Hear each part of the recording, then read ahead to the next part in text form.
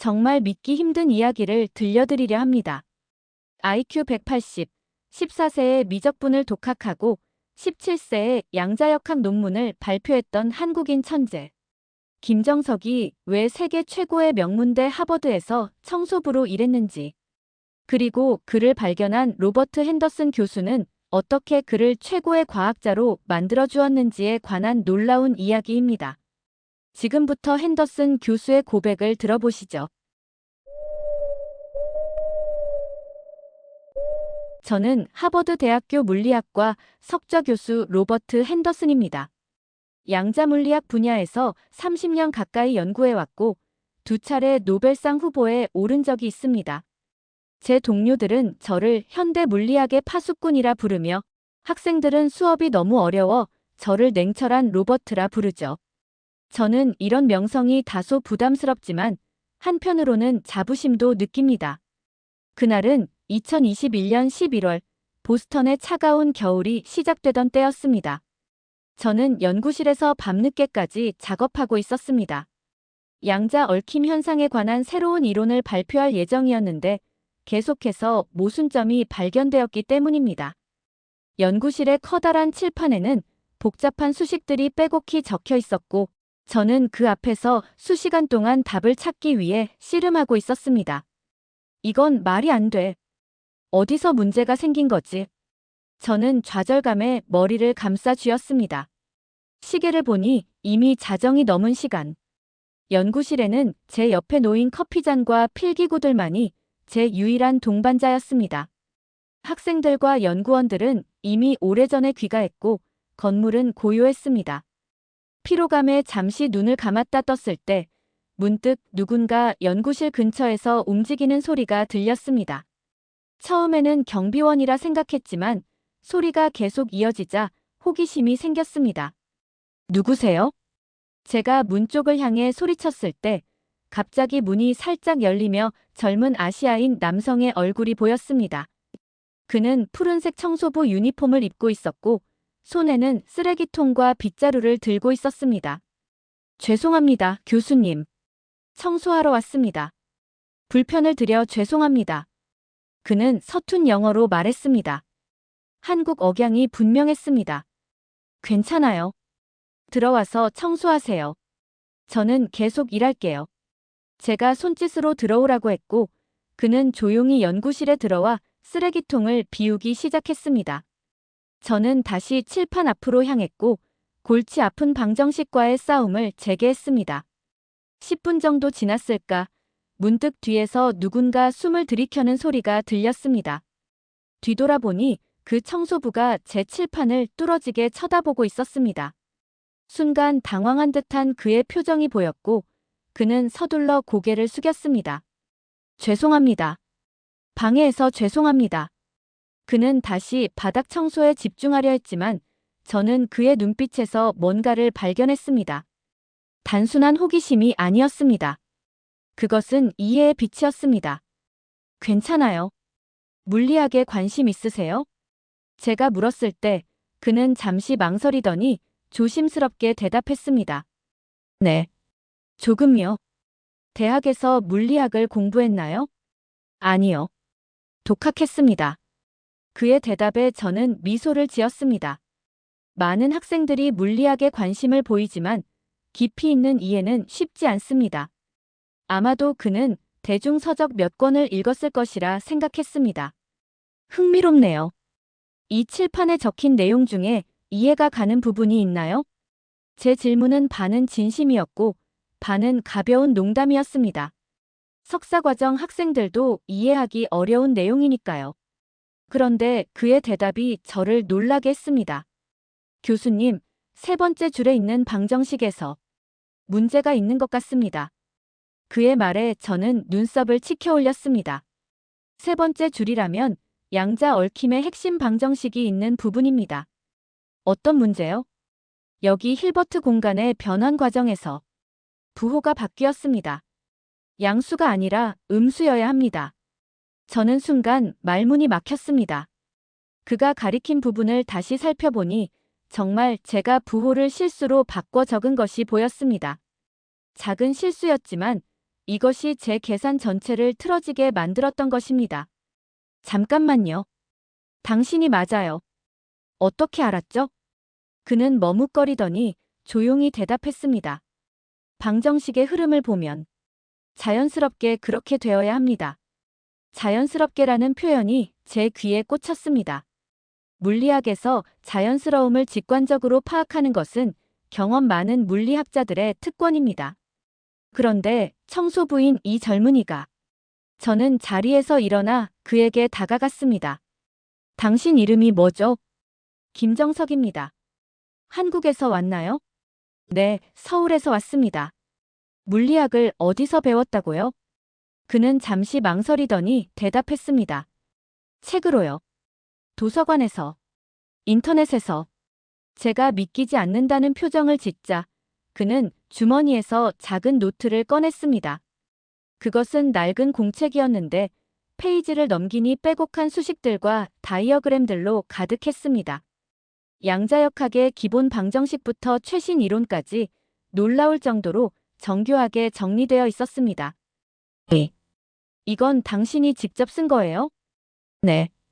이해하려고 노력하는 중입니다. 노력하는 중이라는 그의 겸손한 표현이 무색하게 그 노트는 박사과정 학생들의 연구 수준을 훌쩍 뛰어넘는 내용이었습니다. 게다가 일부 내용은 제가 한 달 전에 발표한 논문에 확장된 이론처럼 보였습니다. 정석 씨, 혹시 지금 시간 있나요? 커피 한 잔 할까요? 그는 잠시 당황한 표정을 지었습니다. 하지만 청소를 마쳐야. 괜찮아요. 내가 관리자에게 얘기할게요. 이건 중요한 일이에요. 그렇게 저는 그날 밤 하버드 캠퍼스 늦은 시간까지 문을 여는 유일한 카페로 김정석을 데려갔습니다. 우리는 구석자리에 앉았고 저는 그의 이야기를 듣기 시작했습니다. 정석은 서울의 평범한 가정에서 태어났습니다. 아버지는 작은 전자제품 수리점을 운영했고 어머니는 시장에서 반찬 가게를 했습니다. 그의 천재성은 어릴 때부터 드러났습니다.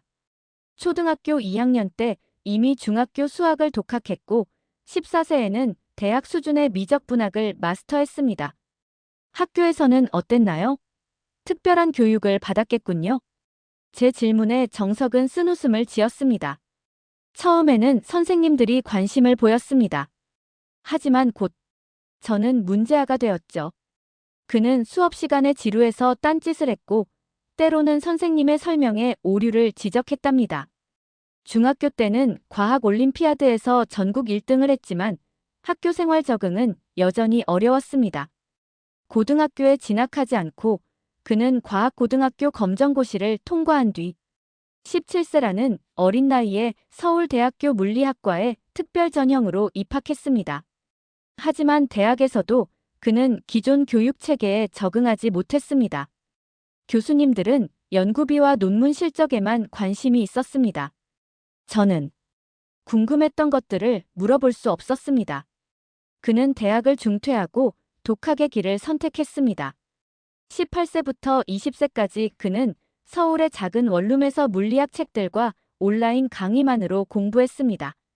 그리고 놀랍게도 20세에 양자 얽힘과 정보, 전송의 새로운 패러다임이란 논문을 혼자서 작성해 국제학술지에 투고했습니다. 그 논문이 받아들여졌나요?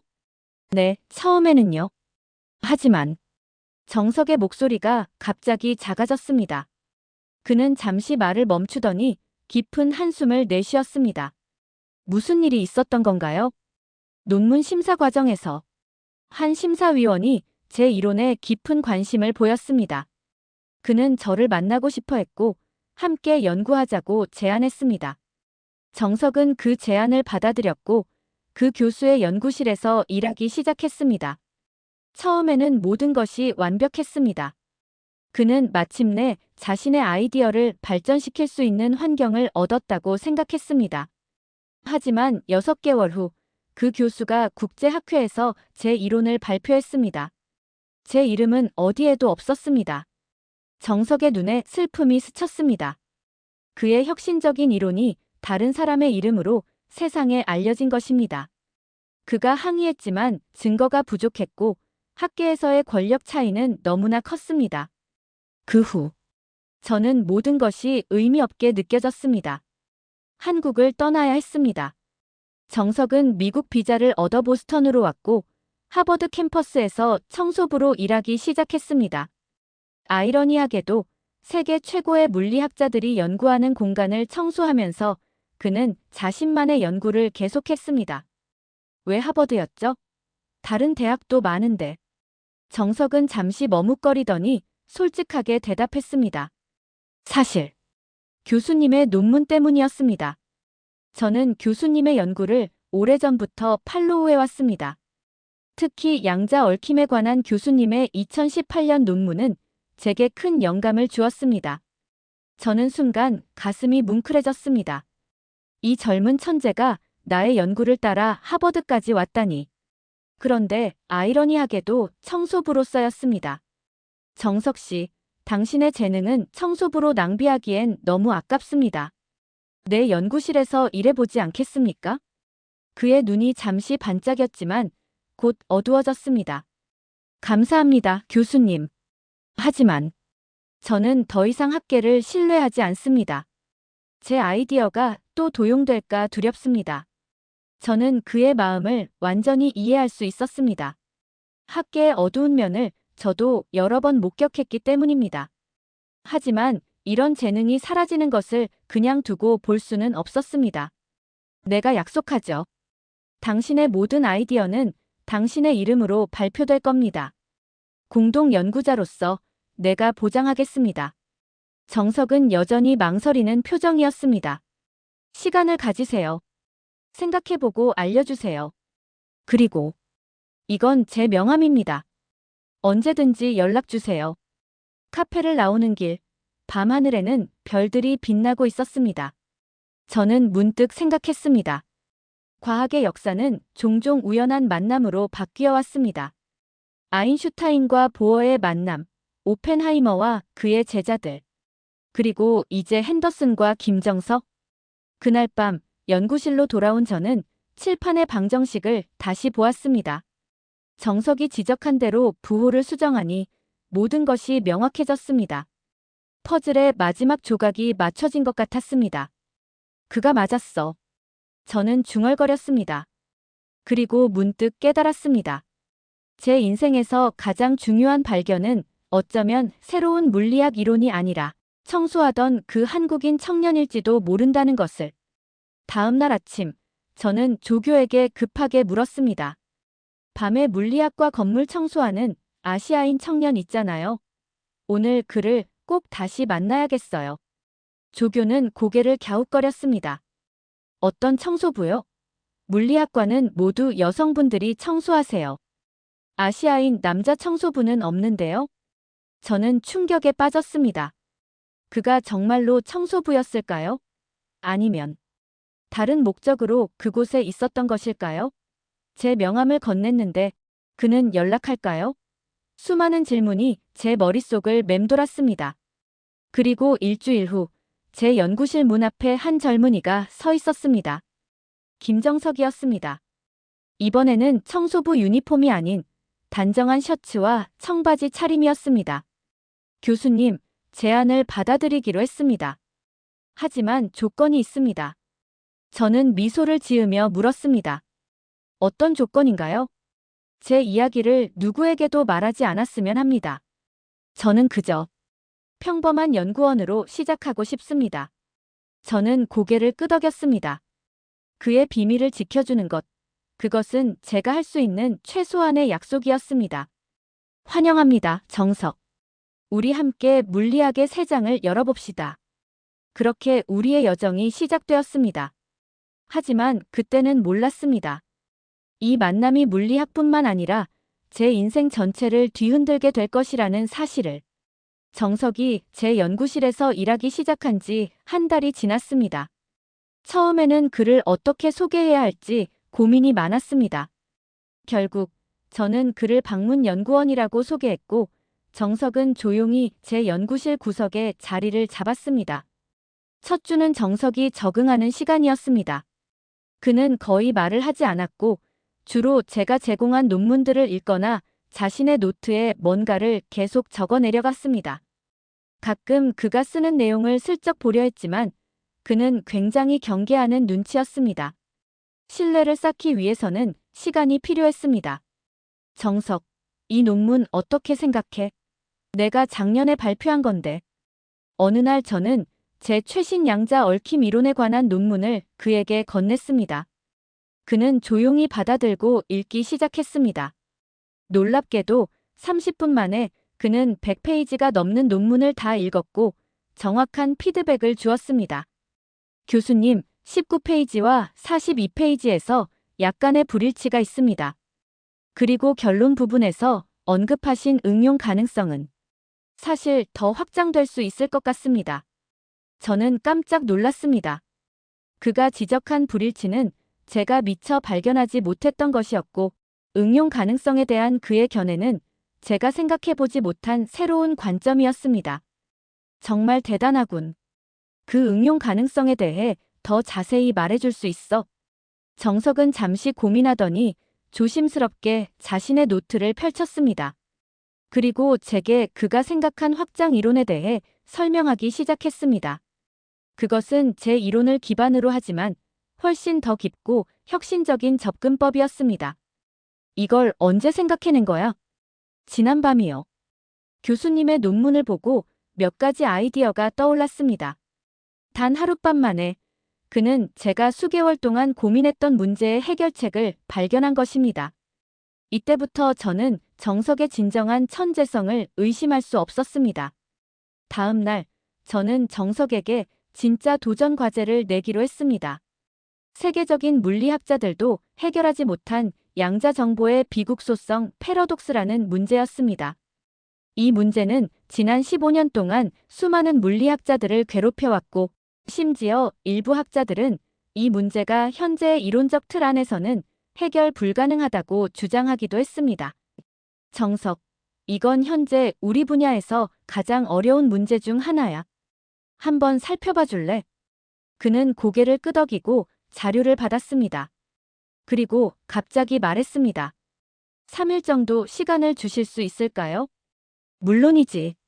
천천히 살펴봐. 사실 저는 그가 이 문제를 단기간에 해결할 수 있으리라 기대하지 않았습니다. 그저 그의 사고 과정을 보고 싶었고 어쩌면 새로운 관점을 얻을 수 있지 않을까 생각했을 뿐입니다. 그런데 정확히 사흘 후 정석은 제 사무실로 찾아왔습니다. 그의 손에는 두꺼운 노트가 들려 있었고 얼굴은 피곤해 보였지만 눈은 빛나고 있었습니다. 교수님, 제가 뭔가를 발견한 것 같습니다. 그가 책상 위에 노트를 펼쳤을 때 저는 믿을 수 없는 광경을 목격했습니다. 그것은 단순한 해결책이 아니었습니다. 그는 완전히 새로운 이론적 프레임워크를 구축하고 그 안에서 패러독스를 자연스럽게 해결한 것입니다. 이게 말도 안 돼. 이건 완전히 새로운 접근법이야. 저는 흥분을 감추지 못했습니다. 그의 이론은 양자역학과 상대성 이론의 경계에 있는 개념을 새롭게 정의하고 기존에 없던 수학적 도구를 개발해 문제를 풀어낸 것이었습니다. 이론물리학계가 뒤집어질 거야. 우리 이걸 바로 논문으로 써서 발표해야 해. 정석의 얼굴에 갑자기 긴장감이 스쳤습니다. 교수님, 정말 제 이름으로 발표해도 될까요? 저는 그의 어깨를 꽉 잡았습니다. 당연하지. 이건 내 업적이야. 내가 약속했잖아. 그렇게 우리는 정석의 혁신적인 이론을 정리하고 논문으로 작성하기 시작했습니다. 저는 그의 이름을 제1저자로, 제 이름을 제2저자로 넣었습니다. 이는 학계에서 정석이 이 연구에 주도적 역할을 했음을 명확히 하는 방식이었습니다. 논문을 작성하는 과정에서 저는 정석에 대해 더 알아가기 위해 노력했습니다. 천천히 그는 자신의 과거를 조금씩 더 털어놓기 시작했습니다. 한국에서는 어떤 성장 과정을 거쳤어요? 어느 날 저녁 연구실에서 늦게까지 일하던 중 저는 자연스럽게 물었습니다. 정석은 잠시 손을 멈추고 창밖을 바라보았습니다. 그리고 깊은 한숨을 내쉬었습니다. 저는 평범한 가정에서 태어났지만 평범하게 자라지는 못했습니다. 정석의 이야기는 놀라움의 연속이었습니다. 그는 5살 때 이미 초등학교 고학년 수준의 수학 문제를 풀었고 7살에는 중학교 과학 교과서를 독학했다고 합니다. 그의 부모님은 처음에는 아들의 천재성을 알아차리지 못했지만 학교 선생님들의 연이은 연락을 받고 뒤늦게 깨달았습니다. 부모님은 어떻게 대응하셨어요? 처음에는 혼란스러웠다고 하셨어요. 평범한 노동자 가정에서 갑자기 천재 아이가 나타났으니까요. 하지만 곧 저를 위해 최선을 다하셨습니다. 특히 아버지는 제게 책을 사주기 위해 야간 알바까지 하셨어요. 정석의 눈에 눈물이 맺혔습니다. 그는 부모님에 대한 깊은 감사함과 동시에 미안함을 표현했습니다. 그의 교육을 위해 부모님은 모든 것을 희생했고 가족의 모든 자원이 그에게 집중되었습니다. 8살 때 정석은 영재 교육 프로그램에 선발되어 특별 교육을 받기 시작했습니다. 하지만 그곳에서도 그는 너무 앞서가는 학생이었습니다. 9살 때 이미 고등학교 물리학 올림피아드 문제를 풀 수 있었고 10살에는 대학 수준의 물리학에 관심을 갖기 시작했습니다. 10살 때 우연히 도서관에서 파인만의 물리학 강의를 발견했어요. 그 책이 제 인생을 바꿨습니다. 우리의 논문은 양자물리학 최고 권위의 학술지 피지컬 리뷰 레터스에 제출되었습니다. 보통 이 저널의 심사 과정은 몇 개월이 걸리지만 우리의 논문은 특별히 빠른 심사를 받았습니다. 단 2주 만에 편집장으로부터 직접 연락이 왔습니다. 핸더슨 교수님, 귀하의 논문은 심사위원 전원이 혁신적이고 획기적인 연구라고 평가했습니다. 우리는 이를 다음 호 커버 스토리로 싣고자 합니다. 저는 그 소식을 정석에게 전했을 때 그의 반응이 잊히지 않습니다. 그는 기뻐하기보다는 두려워하는 것처럼 보였습니다. 이제 모두가 저를 알게 되는 건가요? 그래, 정석. 하지만 이번에는 달라. 내가 진정한 인정을 받는 거야. 내 이름으로, 내 업적으로. 저는 그를 안심시키려 했지만 그의 걱정은 이해할 수 있었습니다. 세상의 주목을 받는다는 것은 특히 과거에 상처받은 경험이 있는 사람에게는 두려운 일일 수 있습니다. 논문이 발표된 후 예상대로 학계는 떠들썩해졌습니다.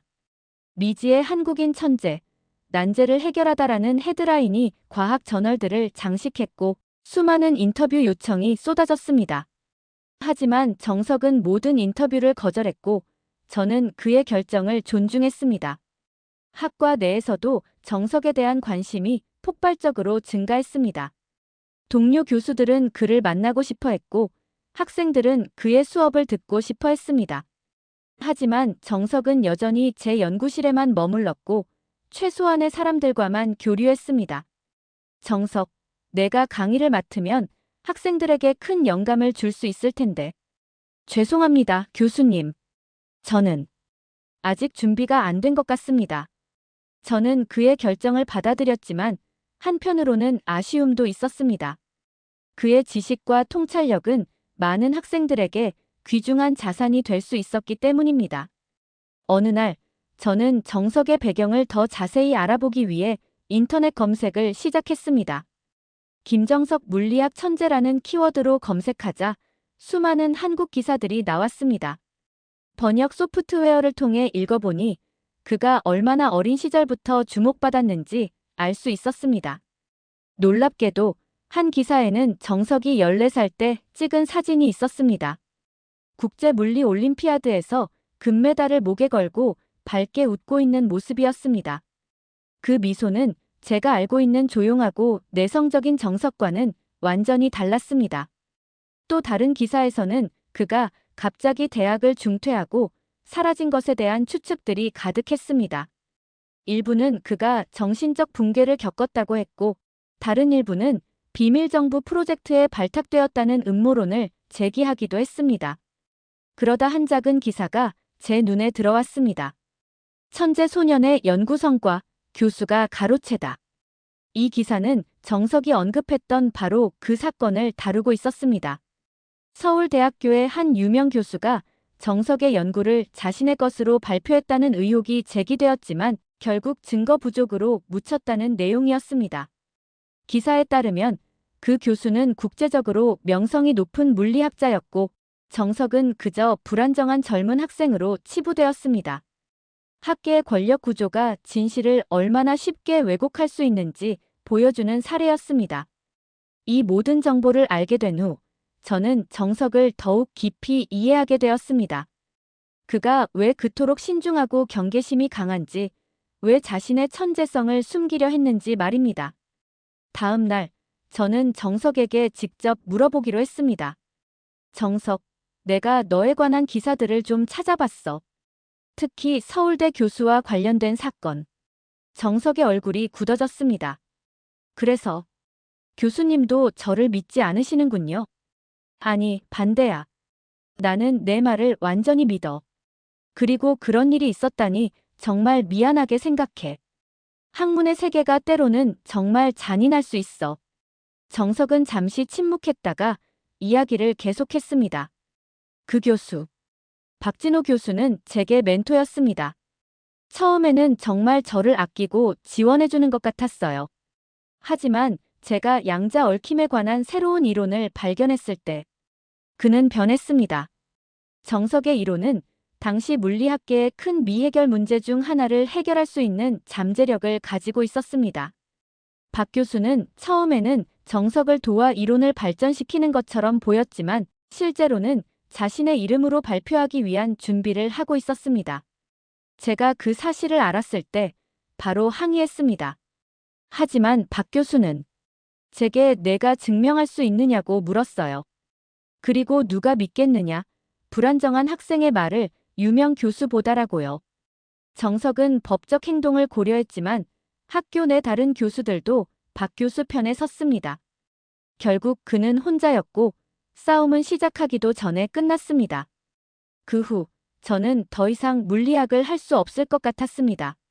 모든 것이 의미를 잃었어요. 그래서 모든 것을 버리고 미국으로 왔습니다. 정석의 이야기를 들으며 저는 깊은 분노와 동시에 책임감을 느꼈습니다. 이런 일이 학문의 세계에서 일어났다는 사실이 너무나 부끄러웠고 이제 제가 정석의 재능과 신뢰를 회복시켜줘야 한다는 사명감이 들었습니다. 정석, 그런 일이 다시는 일어나지 않을 거야. 내가 약속해. 그날 밤, 저는 중요한 결정을 내렸습니다. 정석의 이름을 세상에 알리고 그의 재능이 정당한 인정을 받도록 하는 것이었습니다. 하지만 그것은 정석 자신의 결정과 속도에 맞춰 진행되어야 했습니다. 다음 날 아침, 저는 새로운 제안을 가지고 정석을 만났습니다.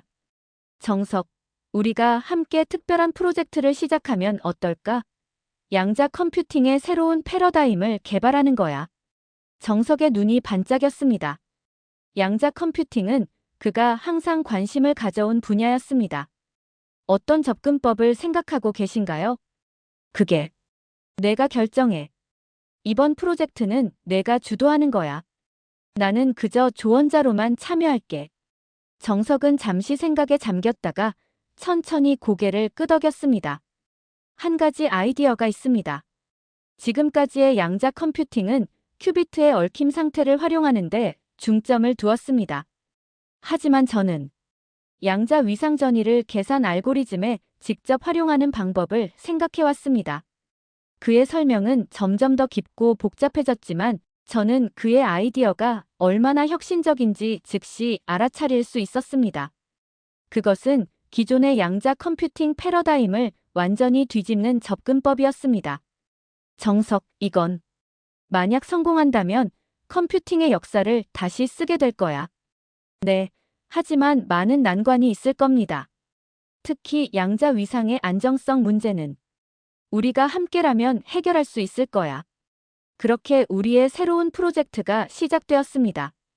이 프로젝트는 정석에게 자신감을 심어주기 위한 것이기도 했지만 동시에 진정으로 혁신적인 연구였습니다. 정석은 마치 다른 사람이 된 것처럼 활기차게 연구에 몰두했습니다. 그는 매일 새로운 아이디어로 가득 차 있었고 때로는 밤을 새워가며 수식을 풀기도 했습니다. 저는 그가 마침내 자신의 천재성을 자유롭게 표현할 수 있는 환경을 찾았다는 사실에 기뻤습니다. 3개월 후, 우리는 첫 번째 실험적 모델을 구축했습니다. 하버드 양자 컴퓨팅 연구소의 장비를 빌려 정석의 이론을 실제로 테스트하는 것이었습니다. 모든 준비가 끝나고 마침내 실험 버튼을 누르는 순간 연구소 전체가 침묵에 빠졌습니다. 작동할까요? 연구소 기술자 중 한 명이 조용히 물었습니다. 두고 봅시다. 저는 긴장된 목소리로 대답했습니다. 정석은 아무 말도 하지 않았지만 그의 손이 약간 떨리는 것을 볼 수 있었습니다. 이 실험이 성공한다면 그것은 양자 컴퓨팅의 새로운 시대를 여는 순간이 될 것입니다. 컴퓨터 화면에 숫자들이 빠르게 스크롤되기 시작했습니다. 정석의 알고리즘은 기존 양자 컴퓨터로는 수개월이 걸릴 복잡한 계산을 수행하고 있었습니다. 5분, 10분, 15분이 지났습니다. 그리고 마침내 화면에 결과가 나타났습니다. 성공했습니다. 정석이 조용히 말했습니다. 연구소 전체가 환호성을 질렀습니다. 정석의 알고리즘은 예상대로 정확히 작동했고 기존 방식보다 1000배 빠른 속도로 계산을 완료했습니다. 그것은 전례 없는 성공이었습니다. 그날 밤 우리는 연구소 근처 레스토랑에서 작은 축하 파티를 열었습니다. 처음으로 정석이 진심으로 환하게 웃는 모습을 보았습니다. 그는 마침내 자신의 재능이 인정받는 순간을 경험하고 있었습니다. 정석, 이제 내가 자랑스러워하는 연구를 할 수 있게 되어 기쁘구나. 정석은 잠시 생각에 잠겼다가 대답했습니다. 사실, 교수님 덕분입니다. 교수님이 아니었다면 저는 여전히 청소부로 숨어 살았을 거예요. 교수님은 제게 다시 꿈꿀 용기를 주셨습니다. 그 말에 저는 깊은 감동을 느꼈습니다. 제가 그에게 도움을 주었다고 생각했지만 사실 정석은 제게도 큰 영감과 새로운 시각을 주었습니다. 우리의 관계는 이제 단순한 멘토와 제자를 넘어 서로에게 배우는 동료가 되어가고 있었습니다. 한 달 후, 우리는 정석의 혁신적인 양자 컴퓨팅 알고리즘에 관한 논문을 네이처에 발표했습니다. 이번에도 정석은 제1저자였고 저는 제2저자였습니다. 학계의 반응은 폭발적이었습니다. 전 세계의 물리학자들과 컴퓨터 과학자들이 이 새로운 패러다임에 주목했고 수많은 후속 연구가 시작되었습니다. 하버드 학장은 직접 정석을 만나고 싶어 했고 MIT, 스탠포드, 캘리포니아 공과대학 등 유수의 대학들이 그에게 교수직을 제안했습니다. 심지어 구글과 IBM 같은 거대 기술 기업들도 그를 영입하려 했습니다. 이 모든 관심 속에서 정석은 여전히 조용하고 겸손한 태도를 유지했습니다. 그는 대부분의 인터뷰 요청을 거절했지만 과학 교육과 관련된 몇몇 활동에는 참여하기 시작했습니다. 특히 그는 불우한 환경의 과학 영재들을 지원하는 프로그램에 깊은 관심을 보였습니다. 어느 날 정석은 제 사무실로 찾아와 중요한 이야기가 있다고 했습니다. 교수님, 저 한국에 돌아가 볼까 합니다. 저는 놀라움을 감추지 못했습니다. 갑자기 왜? 이제는 제 과거와 마주할 준비가 된 것 같아요. 그리고 제 부모님을 너무 보고 싶습니다. 정석은 미국에 온 이후 부모님과 최소한의 연락만 유지해왔다고 합니다. 그는 자신이 청소부로 일한다는 사실을 부모님께 알리지 않았고 최근에야 하버드에서 연구 중이라는 사실을 알렸다고 했습니다. 함께 가도 될까? 제가 조심스럽게 물었습니다. 한국의 물리학자들과 교류할 좋은 기회이기도 하고 사실 저는 정석이 한국에서 과거의 상처와 마주할 때 곁에서 지원해주고 싶었습니다. 특히 그를 배신했던 박진호 교수와의 만남이 있을지도 모르는 상황에서 정석이 혼자가 아니라는 것을 보여주고 싶었습니다. 정석은 잠시 생각하더니 고개를 끄덕였습니다. 네, 교수님이 함께 오신다면 정말 좋을 것 같습니다. 그렇게 우리는 서울행 비행기 티켓을 예약했습니다. 제 인생에서 가장 중요한 여행이 될 것이라는 예감이 들었고 그 예감은 옳았습니다. 이 여행은 정석의 인생뿐만 아니라 제 인생도 완전히 바꿔놓게 될 것이었으니까요. 서울에 도착한 우리는 먼저 정석의 부모님을 만났습니다. 서울 외곽의 소박한 아파트에서 이루어진 이 상봉은 매우 감동적이었습니다. 부모님은 아들을 부둥켜 안고 눈물을 흘리셨고 정석 역시 오랜 시간 동안 참았던 감정을 드러냈습니다. 저는 이 가족의 재회를 지켜보며 깊은 감동을 느꼈습니다. 다음 날 우리는 서울대학교를 방문했습니다. 정석에게는 쉽지 않은 결정이었지만 그는 자신의 과거와 마주하기로 했습니다. 우리는 박진호 교수의 연구실을 찾아갔고 놀랍게도 그는 정석을 만나자마자 모든 것을 인정했습니다. 정석아, 내가 잘못했다. 내 이론을 도용한 것은 내 인생의 가장 큰 실수였어. 박 교수는 최근 심각한 질병 진단을 받았고 남은 시간 동안 자신의 잘못을 바로잡고자 한다고 했습니다. 그는 이미 학계에 정석이 원래의 이론 창시자임을 알리는 절차를 시작했다고 합니다. 이 만남은 정석에게 큰 전환점이 되었습니다. 그는 용서까지는 아니더라도 어느 정도 마음의 평화를 찾은 듯 했습니다. 캠퍼스를 떠나면서 정석의 걸음걸이는 더 가벼워 보였습니다. 교수님, 마음의 무거운 짐을 내려놓은 것 같습니다. 이제 앞으로 나아갈 수 있을 것 같아요. 한국에서의 일주일은 그렇게 치유의 시간이 되었습니다. 정석은 옛 친구들을 만나고 자신이 좋아하던 장소들을 방문했습니다. 저는 그와 함께 다니며 한국 문화를 경험했고 특히 정석이 어린 시절 영감을 받았던 과학 도서관을 방문했을 때는 깊은 감동을 받았습니다. 하버드로 돌아온 후 정석은 완전히 달라진 사람처럼 보였습니다. 그는 더 이상 자신의 재능을 숨기지 않았고 학생들을 위한 특별 강의도 시작했습니다. 현대 물리학의 철학적 기초라는 제목의 이 강의는 순식간에 하버드에서 가장 인기 있는 수업이 되었습니다. 그러나 정석의 가장 중요한 기여는 아직 오지 않았습니다. 양자 컴퓨팅 연구를 진행하던 중 그는 우연히 의학 분야에 관심을 갖게 되었습니다. 특히 알츠하이머병과 같은 신경퇴행성 질환에 대한 연구를 살펴보던 그는 중요한 발견을 하게 되었습니다. 교수님, 제가 개발한 양자 알고리즘을 단백질 접힘 시뮬레이션에 적용할 수 있을 것 같습니다.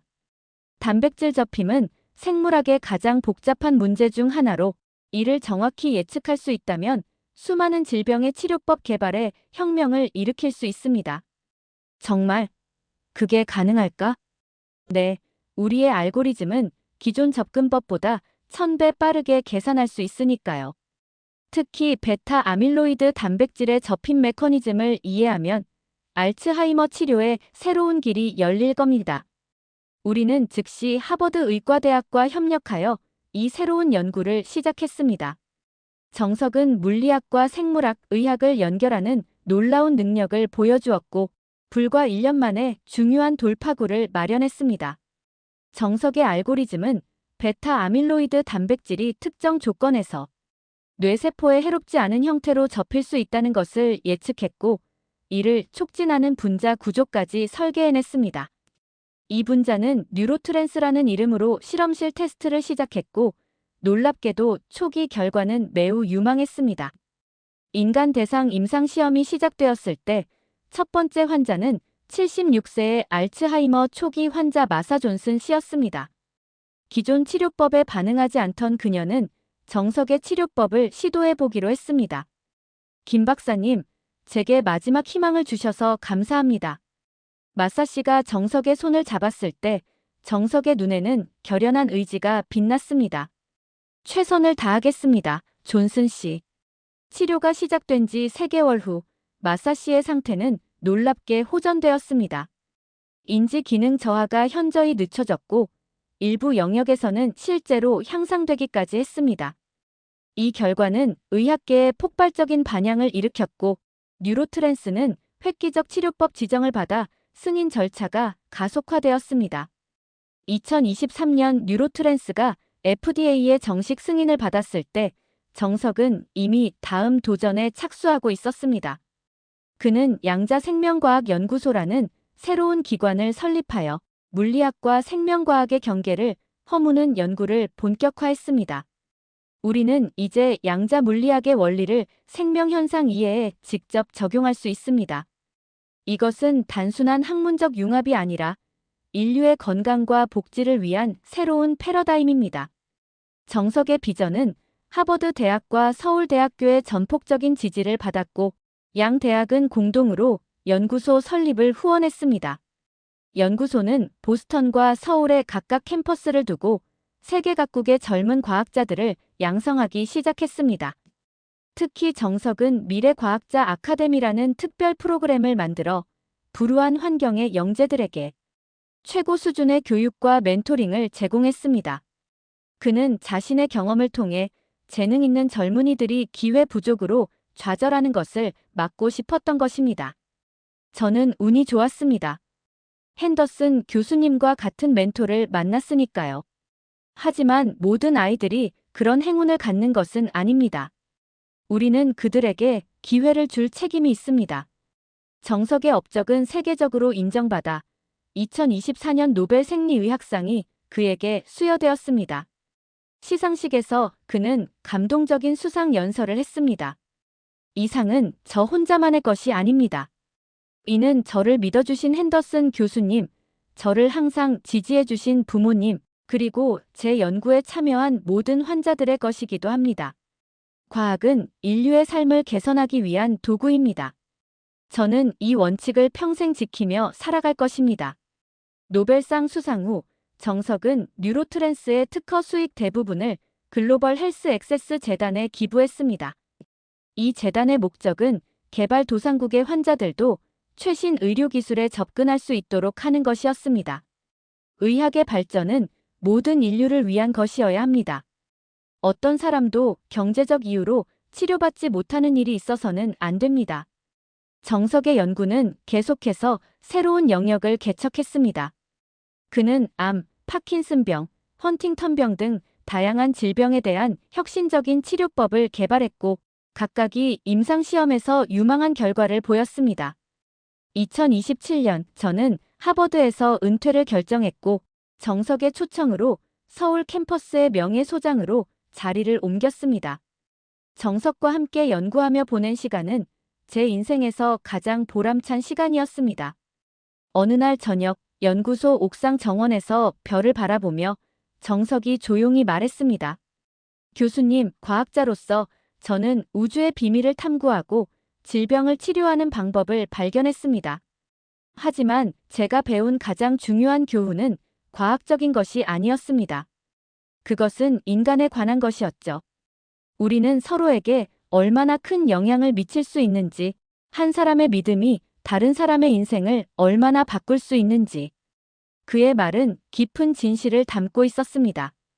우리의 여정은 단순한 과학적 발견 이상의 것이었습니다. 그것은 인간 정신의 회복력, 두 번째 기회의 가치, 그리고 진정한 멘토링의 힘에 관한 이야기였습니다.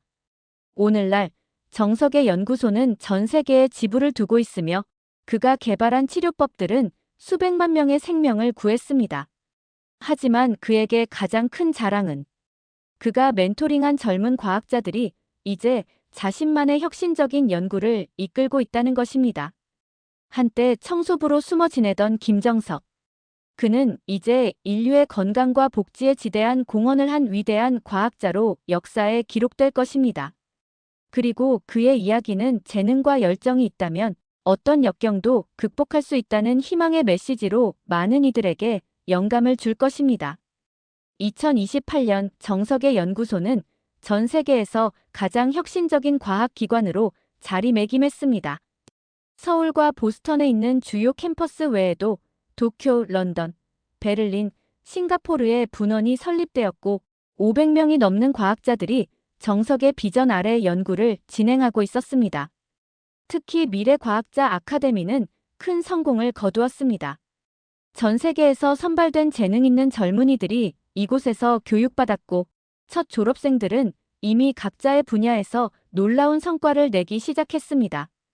케냐 출신의 소녀는 19세의 나이에 말라리아 퇴치를 위한 혁신적인 접근법을 개발했고 인도의 라비는 21세에 재생 가능 에너지 분야에서 중요한 돌파구를 마련했습니다.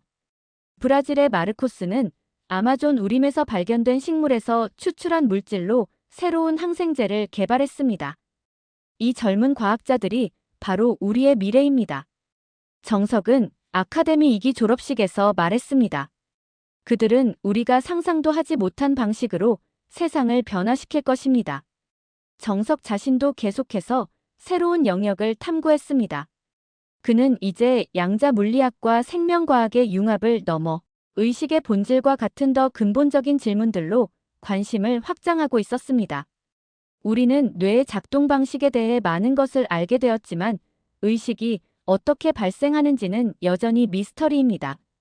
저는 양자역학이 이 문제에 새로운 관점을 제공할 수 있다고 생각합니다. 그의 새로운 연구는 물리학, 신경과학, 철학의 경계를 허물며 인간 정신의 본질에 대한 혁신적인 통찰을 제공했습니다. 그의 양자의식 이론은 처음에는 논란을 일으켰지만 점차 실험적 증거들이 쌓이면서 과학계의 주목을 받기 시작했습니다. 2029년 정석은 두 번째 노벨상을 수상했습니다. 이번에는 물리학상이었으며 양자역학과 생명과학의 융합에 기여한 공로를 인정받은 것이었습니다. 그는 역사상 두 개의 다른 분야에서 노벨상을 받은 몇 안 되는 과학자 중 한 명이 되었습니다. 하지만 정석에게 가장 큰 보상은 자신의 연구가 실제로 사람들의 삶을 개선하고 있다는 사실이었습니다. 뉴로트랜스 치료를 받은 알츠하이머 환자들은 이제 가족들과 더 많은 의미 있는 시간을 보낼 수 있게 되었고, 그의 암 치료법은 수많은 말기 환자들에게 새로운 희망을 주었습니다.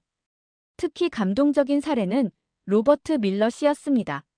처음 정석의 치료법을 시도했을 때 그는 말기 췌장암으로 3개월의 시한부 선고를 받았지만 5년이 지난 지금 그는 완전관의 상태를 유지하고 있었습니다. 로버트는 이제 정석의 재단에서 환자 지원 프로그램을 이끌며 다른 환자들에게 희망을 전하고 있었습니다. 김 박사님은 제게 두 번째 인생을 선물해 주셨습니다. 이제 저는 그 선물을 다른 사람들과 나누고 싶습니다. 2030년 정석은 또 다른 중요한 결정을 내렸습니다. 그는 글로벌 헬스 이니셔티브라는 국제 협력 프로그램을 시작했습니다. 이 프로그램의 목표는 전 세계 의료 불평등을 해소하고 첨단 의료 기술을 가장 필요로 하는 지역에 제공하는 것이었습니다. 과학과 의학의 발전은 특권층만의 것이 아닙니다. 우리는 모든 인류를 위해 일해야 합니다. 이 이니셔티브의 일환으로 정석은 아프리카, 남미, 동남아시아의 첨단 의료센터를 설립했습니다. 이 센터들은 현지 의료진을 교육하고 최신 치료법을 제공하며 지역 특유의 건강 문제를 연구하는 역할을 했습니다. 2031년 유엔은 정석에게 인류공헌상을 수여했습니다. 이는 과학적 업적뿐만 아니라 그의 인도주의적 노력을 인정하는 것이었습니다. 시상식에서 유엔 사무총장은 정석을 단순한 과학자를 넘어 진정한 인류의 수호자라고 칭했습니다. 김정석 박사는 우리에게 과학이 어떻게 인류의 가장 큰 도전을 해결하는 데 기여할 수 있는지 보여주었습니다. 그의 비전과 헌신은 우리 모두에게 영감을 줍니다. 그러나 정석에게 가장 의미 있는 순간은 개인적인 것이었습니다. 그의 아버지가 80세 생일을 맞은 날 서울의 가족 모임에서 그는 아버지에게 특별한 선물을 드렸습니다. 그것은 아버지가 오래전 그에게 사주셨던 파인만의 물리학 강의 초판본이었습니다. 아버지, 이 책이 제 인생을 바꿨습니다. 아버지께서 야간 알바를 하시면서까지 이 책을 사주신 그 희생이 오늘의 저를 만들었습니다. 정말 감사합니다. 아버지와 아들은 서로를 꼭 껴안았고 그 순간 정석은 자신의 모든 성취가 이 소박한 가족의 사랑과 희생에서 비롯되었음을 다시 한번 깨달았습니다. 저 역시 이 자리에 함께했고 정석 가족의 따뜻한 유대를 지켜보며 깊은 감동을 받았습니다. 6년 전 연구실에서 만난 그 조용한 청소부가 이제는 세계를 변화시키는 위대한 과학자가 되었고 저는 그 여정의 일부가 될 수 있어 무한한 영광을 느꼈습니다. 2032년 정석은 60세가 되었고 우리는 그의 환갑을 기념하는 특별한 심포지엄을 개최했습니다. 전 세계에서 온 과학자들과 그의 제자들이 모여 정석의 업적을 기리고 그가 개척한 분야의 미래를 논의했습니다. 심포지엄 마지막 날, 정석은 자신의 연구 철학과 인생 여정을 담은 특별 강연을 했습니다. 그는 하버드에서 청소부로 일하던 시절부터 세계적인 과학자가 되기까지의 경험을 솔직하게 나누었습니다. 저는 한때 모든 것을 잃었다고 생각했습니다. 제 꿈, 제 열정, 제 희망. 하지만 인생은 때로 우리가 예상치 못한 방향으로 흘러갑니다. 핸더슨 교수님과의 우연한 만남은 제게 두 번째 기회를 주었고 저는 그것을 붙잡았습니다. 그는 청중들, 특히 젊은 과학자들을 향해 말을 이어갔습니다. 여러분 중에도 좌절과 실패를 경험하신 분들이 있을 겁니다. 하지만 기억하세요. 실패는 끝이 아닙니다. 그것은 새로운 시작일 수 있습니다. 가장 중요한 것은 여러분의 열정을 잃지 않는 것입니다. 그리고 다른 사람들의 열정에 귀 기울이는 것입니다.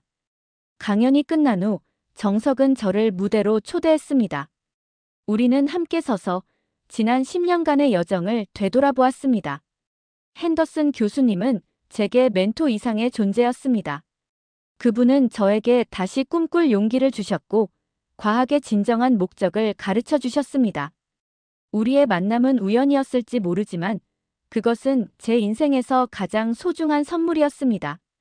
저는 깊은 감동을 느끼며 대답했습니다. 정석, 내가 내게 준 선물이 더 크단다. 넌 과학의 새로운 영역을 여는 것뿐만 아니라 나에게 멘토링의 진정한 의미를 가르쳐 주었어. 우리의 여정은 단순한 과학적 협력을 넘어 깊은 우정과 상호 존중의 이야기였지. 심포지엄이 끝난 후 정석과 저는 연구소 옥상 정원에서 별이 빛나는 하늘을 바라보았습니다. 우리는 과거를 돌아보고 미래를 내다보며 조용히 이야기를 나누었습니다. 교수님, 때로는 이 모든 것이 꿈만 같습니다.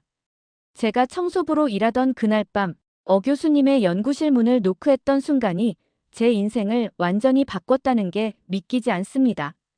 인생은 참 예측할 수 없는 여정이지. 하지만 내 용기와 결단력이 없었다면 그 순간은 그저 지나쳐버렸을 거야. 넌 스스로의 운명을 만들어낸 거야, 정석. 정석은 잠시 생각에 잠겼다가 말했습니다. 저는 이제 제 경험을 통해 배운 것을 다음 세대에게 전하고 싶습니다. 제가 받은 기회를 다른 이들에게도 나누고 싶어요. 그게 바로 진정한 유산이지. 성취 자체보다 그것이 다른 사람들의 삶에 미치는 영향이 중요하니까. 우리는 별이 빛나는 하늘 아래에서 과학의 무한한 가능성과 인간 정신의 회복력에 대해 이야기를 나누었습니다. 그리고 그 순간 저는 다시 한번 깨달았습니다. 때로는 가장 위대한 발견이 실험실이 아닌 인간관계 속에서 이루어진다는 것을. 한때 청소부로 일했던 김정석은 이제 세계적인 과학자이자 인도주의자, 멘토, 그리고 영감의 원천이 되었습니다. 그의 이야기는 어떤 역경 속에서도 꿈을 포기하지 않는 용기와 한 사람의 믿음이 얼마나 큰 변화를 가져올 수 있는지를 보여주는 증거입니다. 그리고 저 로버트 핸더슨에게 있어 정석과의 여정은 제 인생에서 가장 보람있고 의미 있는 챕터였습니다. 한 청소부의 눈빛에서 천재성을 발견한 그 순간이 결국 수백만 명의 삶을 변화시키는 위대한 여정의 시작이 될 줄은 누구도 예상하지 못했을 것입니다. 2035년 정석은 양자생명과학연구소의 운영을 젊은 세대에게 넘기고 명예소장으로 물러났습니다. 이제 그의 시간 대부분은 전 세계를 다니며 강연하고 젊은 과학자들을 멘토링하는 데 바쳐졌습니다.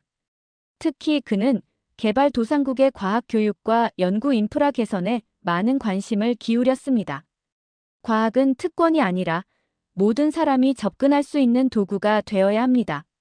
지식의 힘은 나눌수록 더 커진다는 것이 제 믿음입니다. 정석의 노력 덕분에 아프리카와 남미, 동남아시아에 수십 개의 첨단 과학 교육센터가 설립되었고 수천 명의 학생들이 장학금을 받아 세계 최고의 대학에서 공부할 기회를 얻었습니다. 2036년 정석의 업적을 기리기 위해 NASA는 새로 발견된 외계 행성에 정석1이라는 이름을 붙였습니다.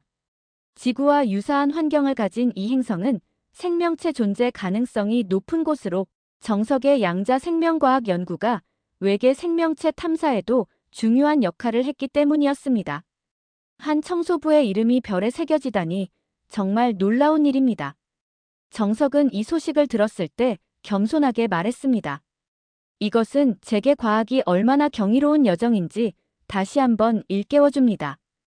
2037년 정석은 양자의식 이론에 관한 획기적인 연구 결과를 발표했습니다. 이 연구는 인간 의식의 본질에 대한 새로운 이해를 제공했으며 뇌과학과 물리학의 경계를 허물었습니다. 그의 이론은 심각한 뇌 손상 환자들의 의식 회복을 돕는 새로운 치료법 개발로 이어졌고, 이는 뉴로 시그마라는 이름으로 임상 적용되기 시작했습니다. 저는 이 모든 성과를 지켜보며 깊은 자부심을 느꼈습니다. 82세의 나이에도 불구하고 저는 여전히 정석의 든든한 지지자이자 조언자로 남아 있었습니다. 우리는 종종 연구소 정원에서 차를 마시며 과학의 미래와 인생의 의미에 대해 이야기를 나누었습니다. 교수님, 제가 이루어낸 모든 것은 그날 밤 교수님이 저에게 보여주신 신뢰 덕분입니다. 한 사람의 믿음이 얼마나 강력한 변화를 가져올 수 있는지 저는 직접 경험했습니다. 정석, 나는 그저 내 안에 이미 있던 것을 알아봤을 뿐이야. 넌 스스로의 길을 개척한 거지. 2038년 세계 각국의 지도자들과 과학자들이 모인 글로벌 사이언스 서밋에서 정석은 인류 미래 계획이라는 대담한 제안을 발표했습니다. 이는 기후변화, 전염병, 자원, 고갈과 같은 인류의 가장 큰 도전들을 과학적으로 해결하기 위한 장기적 로드맵이었습니다.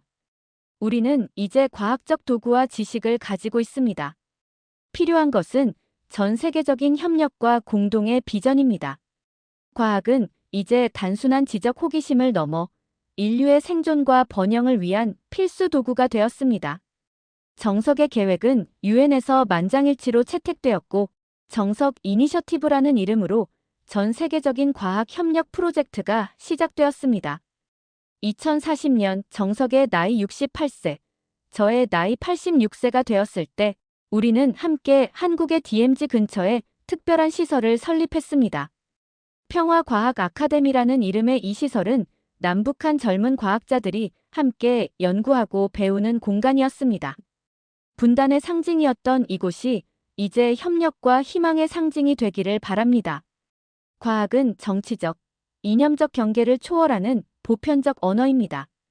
정석의 노력은 한반도 평화 프로세스에 중요한 역할을 했고, 과학 협력을 통한 신뢰 구축은 더 넓은 범위의 교류로 이어졌습니다. 2042년 10월, 저는 오랜 투병 끝에 건강이 급격히 악화되었습니다. 병상에 누워있던 저에게 정석은 매일 찾아와 함께 시간을 보냈습니다. 그는 제게 자신의 최신 연구에 대해 이야기해주고 전 세계에서 모인 제자들의 소식을 전해주었습니다. 마지막 날, 정석은 제 손을 꼭 잡고 말했습니다. 교수님, 교수님은 제 인생을 바꾸셨습니다.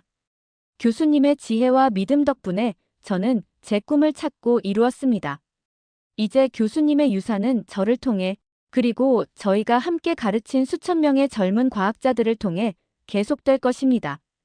저는 미소를 지으며 대답했습니다.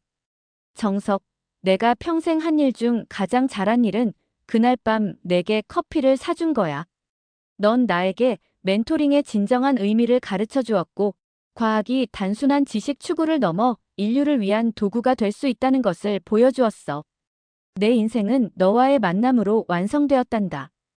2042년 11월 15일, 저는 88세의 나이로 평화롭게 눈을 감았습니다. 제 장례식에는 전 세계에서 온 과학자들과 정치인들, 그리고 제가 멘토링했던 수많은 제자들이 참석했습니다. 하지만 가장 앞자리에는 김정석이 있었고, 그의 눈에는 깊은 슬픔과 함께 결연한 의지가 비쳤습니다. 장례식에서 정석은 감동적인 추모사를 했습니다. 핸더슨 교수님은 단순한 과학자가 아니었습니다. 그분은 진정한 인류의 스승이었습니다. 그분은 우리에게 지식을 추구하는 방법뿐만 아니라 그 지식을 어떻게 인류의 선을 위해 사용할 수 있는지 가르쳐 주셨습니다. 그분의 가장 위대한 유산은 그분이 만진 모든 삶, 그분이 영감을 준 모든 마음 속에 살아 있습니다. 제 유언에 따라 저의 재산은 핸더슨 김장학재단으로 기부되었습니다. 이 재단은 경제적으로 어려운 환경의 젊은 과학자들을 지원하는 것을 목적으로 했습니다. 2045년 정석은 제 이름을 딴 로버트 핸더슨 홀 오브 사이언스를 설립했습니다. 이 건물은 양자생명과학연구소의 중심이 되었고 로비에는 제 흉상과 함께 진정한 과학은 인류에 대한 사랑에서 비롯된다라는 제 좌우명이 새겨졌습니다. 2050년 정석은 자신의 75세 생일을 맞아 특별한 행사를 열었습니다. 이 행사는 단순한 축하 자리가 아니라 그의 인생과 업적을 돌아보고 미래 세대에게 메시지를 전하는 의미 있는 시간이었습니다. 전 세계에서 온 제자들과 동료 과학자들, 환자들, 그리고 그의 연구 덕분에 새로운 삶을 얻은 수많은 사람들이 서울 양자생명과학연구소에 모였습니다. 정석은 이 자리에서 자신의 회고록 청소부에서 노벨상 수상자까지 두 번째 기회의 여정을 공개했습니다. 이 책은 단순한 제 이야기가 아닙니다. 이는 우리 모두의 이야기입니다. 모든 실패와 좌절 속에서도 용기를 잃지 않고 꿈을 향해 나아가는 모든 이들의 이야기입니다. 회고록에서 정석은 과거의 상처, 핸더슨 교수와의 만남, 그리고 그 이후의 영광스러운 여정을 솔직하게 담았습니다. 특히 그는 자신의 성공이 자신만의 것이 아니라 그를 믿고 지지해준 모든 사람들 덕분이라고 강조했습니다. 많은 사람들이 저를 천재라고 부릅니다. 하지만 진정한 천재성은 개인의 지능이나 재능이 아니라 공동체의 지지와 협력 속에서 꽃핍니다. 저는 운이 좋았습니다.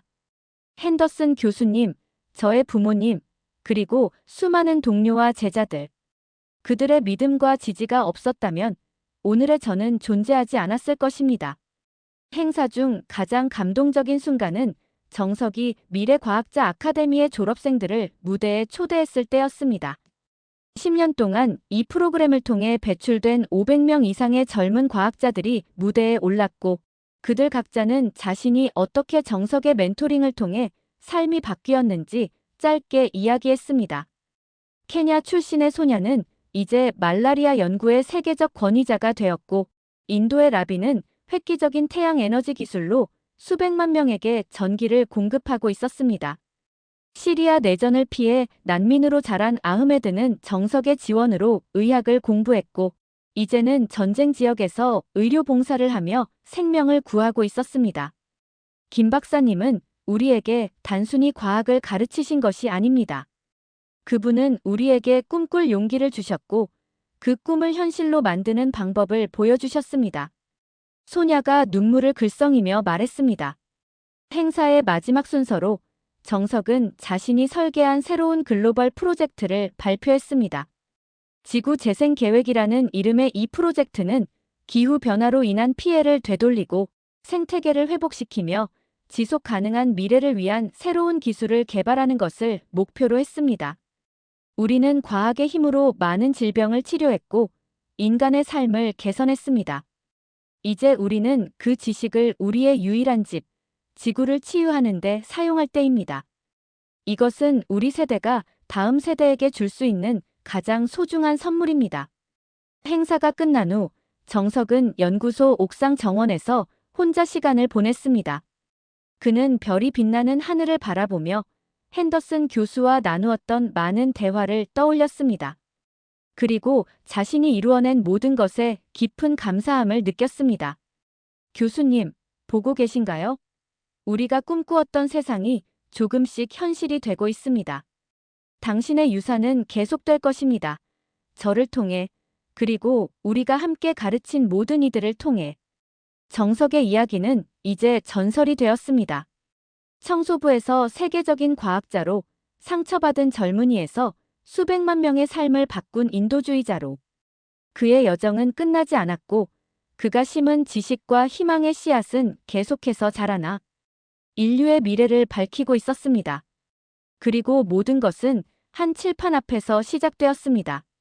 한 용감한 청소부가 교수의 방정식 오류를 지적했던 그 순간이 인류 역사의 중요한 전환점이 될 줄은 아무도 예상하지 못했을 것입니다. 이것이 김정석과 로버트 핸더슨의 이야기입니다. 재능과 열정, 믿음과 기회, 그리고 인류를 위한 헌신의 이야기. 이 이야기가 여러분에게 영감이 되었길 바랍니다. 가장 어두운 순간에도 빛은 항상 존재하며 때로는 우리가 예상치 못한 곳에서 찾아온다는 것을 기억하세요. 오늘 들려드린 김정석 박사의 놀라운 이야기가 여러분에게 깊은 감동과 용기를 주었길 바랍니다. 소외된 천재가 세계적인 과학자로 거듭나는 과정과 그가 인류에 남긴 유산은 우리 모두에게 희망의 메시지를 전합니다. 여러분도 인생에서 좌절을 경험하고 계신가요? 혹은 누군가의 숨겨진 재능을 발견하고 그를 지원해주는 멘토가 되고 싶으신가요? 댓글로 여러분의 생각과 경험을 나눠주세요. 또한 이런 감동적인 한국인의 이야기를 더 듣고 싶으시다면 구독과 좋아요 부탁드립니다. 다음 편에서 또 다른 놀라운 이야기로 찾아뵙겠습니다. 감사합니다.